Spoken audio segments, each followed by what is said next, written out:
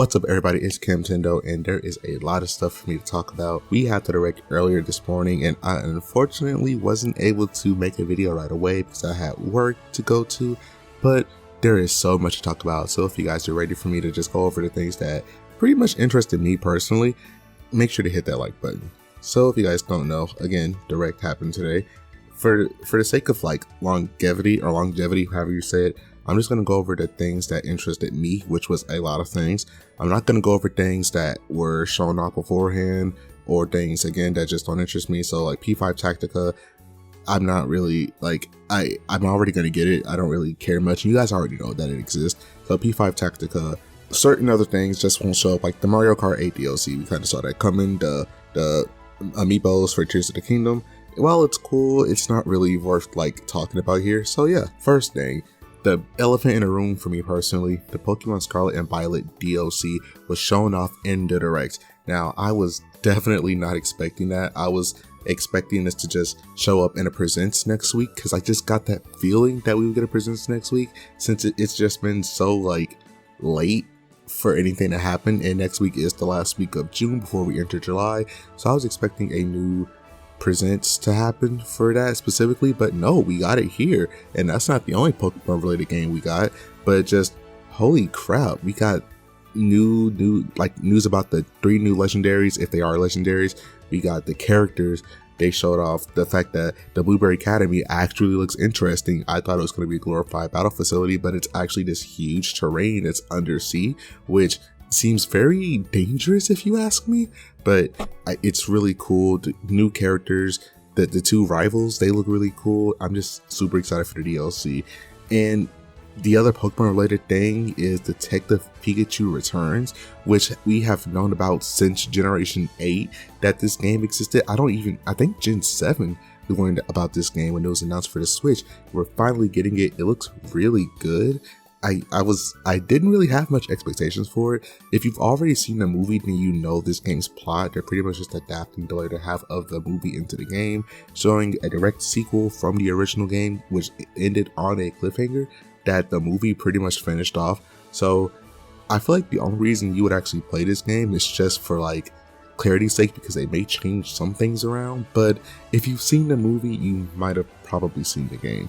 Either way, this game actually exists, and that's extremely exciting. Now, back on track. The next thing that interested me, and wow, this is kind of crazy, but the next thing that interested me was the Splatoon 3 Splatfest. The theming is vanilla, strawberry, and chocolate mint chip, which I'm team chocolate mint chip. What can I say? It is like the best flavor between these 3. The other 2 are kind of basic, and compared to something as like, I would say, exotic as mint chip, you can't really go any like better than that, right? So then this is where this direct got huge for a lot of people. Super Mario RPG Remake. You guys ever seen that one character that people wanted to be in Smash Bros for some reason? Gino, was it? This is his game, and it's getting remade from the ground up, and it looks amazing.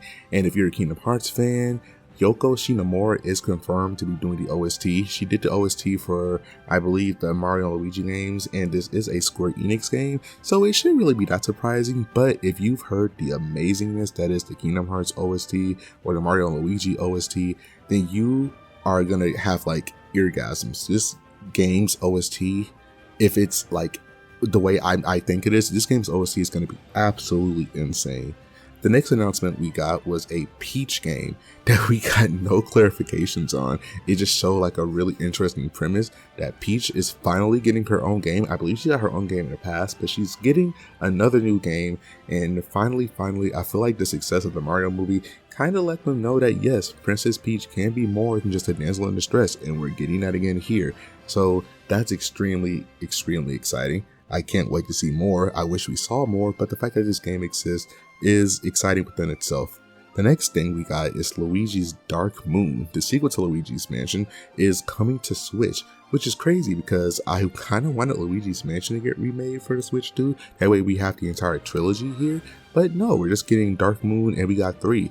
Either way, the fact that Luigi's Mansion is here, it's been so long since this game released, and now that we're finally getting it here, they have more game support.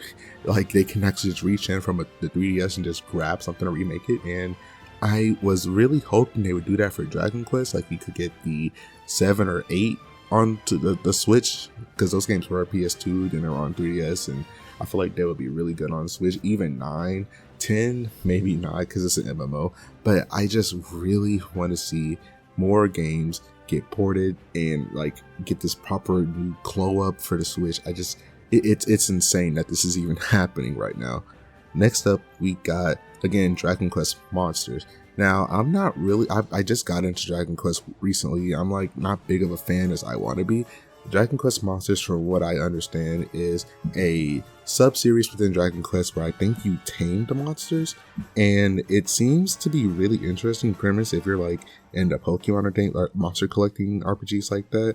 But yeah, Dragon Quest Monsters, and I believe they ended it off with showing the protagonist from a previous game, and I believe that's the protagonist from 5 or 6. I do think it's from 5 or 6. I am currently playing 4, so if it's the 4 protagonist, I'm gonna feel like embarrassed. But is it the 4 protagonist? It is the 4 protagonist, I believe. Either way, that's like actually insane. So if you're a Dragon Quest fan, you got something to hold you over until 12 eventually comes out, whenever that may be. We still only have a logo for that. Next up, and the big thing for a lot of people, because this is the next major game to release, is Pikmin 4. Now, Pikmin 4 is a game that's been under my radar personally because, again, this is like another franchise I'm just now getting into. And for Pikmin 4, we got a new Pikmin, the green Pikmin, the glow Pikmin, which, if I understand Pikmin lore, I remember at the end of one of the games, they showed that there are like multiple colored Pikmins, and we're getting a lot of those revealed in this game, but there's still an orange Pikmin that we haven't seen yet. Hopefully we'll see it in this game, but the glow Pikmin is a nocturnal Pikmin that only appears at night, which in the previous games you weren't allowed to actually go out at night. You can only venture during the day, because at night the game would essentially just get insane, because most of the monsters were like awake and it'll be too crazy to actually like venture out. But in this game you can actually venture out at night, which it seems like it's a hard mode that makes the game like extremely hard, and for those that are looking for a challenge, that seems like it'll be a lot of fun. We also got to see a Pikmin version of, well, I'm assuming it's Olimar, which people have been theorizing that this takes place during Pikmin 1's bad ending. So if that really is Olimar, that says a lot about the Pikmin timeline. It's just super interesting. But the big thing for a lot of people is that all Pikmin are confirmed. Now, in previous Pikmin games, for what I've been told, not all Pikmin have shown up in the past. You've usually had some Pikmin show up in one game and disappear in the next game because they'll be replaced by whatever the new selling point is. But in this game, we've gotten a bunch of new Pikmin, and all the other Pikmin types are returning. So that really does add a lot for the level design of this game, that there'll be a lot more puzzles for you to solve and a lot more interesting things going on. But Pikmin is looking to be really good. Pikmin fans are going to have a blast with this game, and I am so happy for them. Next up on another thing, a game that interested me, is Metal Gear Solid Master Collection Volume 1. Now, I was recently trying to get into Metal Gear, but I gotten so many other games stacked up on my radar that I just put it down for a bit. But the fact that this is happening, I finally have an excuse to play this game, and it looks to be a lot of fun, especially since like one of the games is being remade. I believe, is it Metal Gear Solid 3?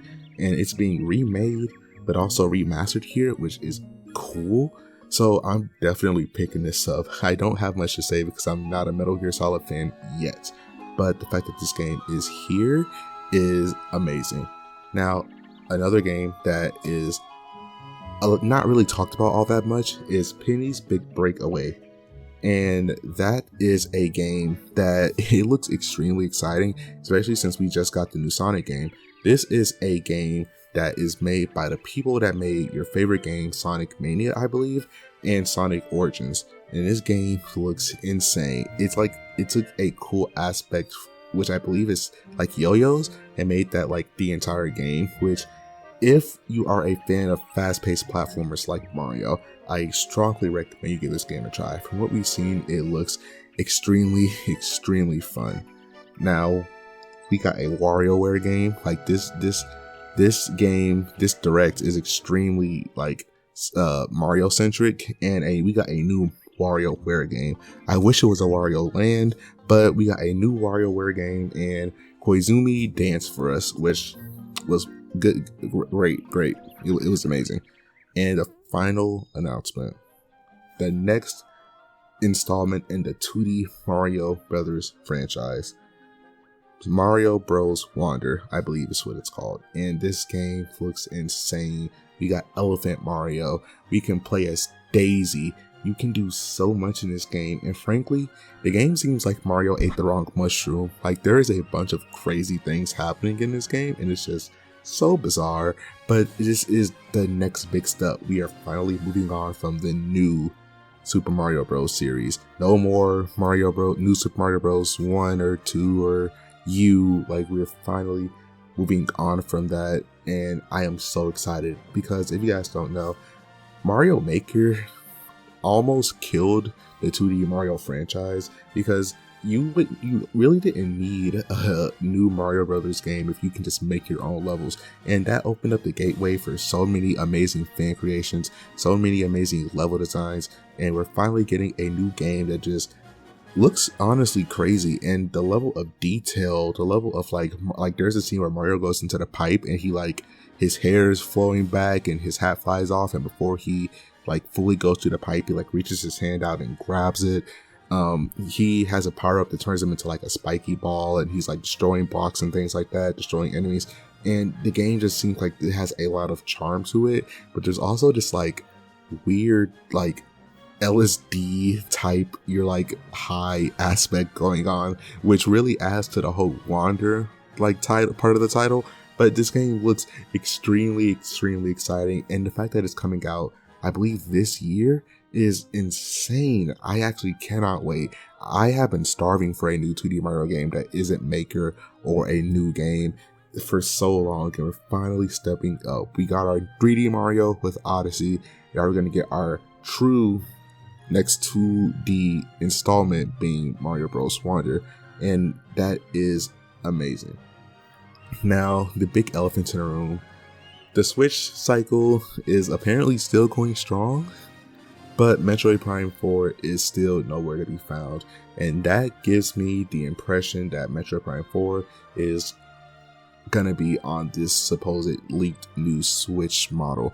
And I know Switch Pro rumors need to stop, but I do feel like Prime 4 at this rate, it might not supposed to be on the next console. There's also no new Donkey Kong game, which we got 2 new WarioWare games, technically 3 platformer Mario games, 2 3D Mario games. Peach has her own game. Luigi has 2 of his games, but poor Donkey Kong only gets a remastered version of the Wii U game, and I think that's so sad. I think that sucks. Come on, Game Freak. Oh, come on, Nintendo. Give my boy Donkey Kong some love. Anyways, that's going to be it for this video. Hope you guys enjoyed this quick ramble or whatever on the Direct. I'm extremely happy, extremely satisfied. I'm not disappointed at all. And I see that there's some people, there are people that are, and I'm just why, bro? This was an extremely successful Direct.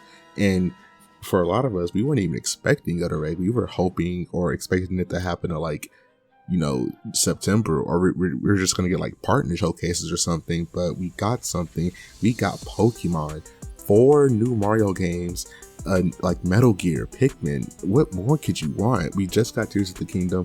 I think we are extremely satisfied, and this is an extremely successful Direct.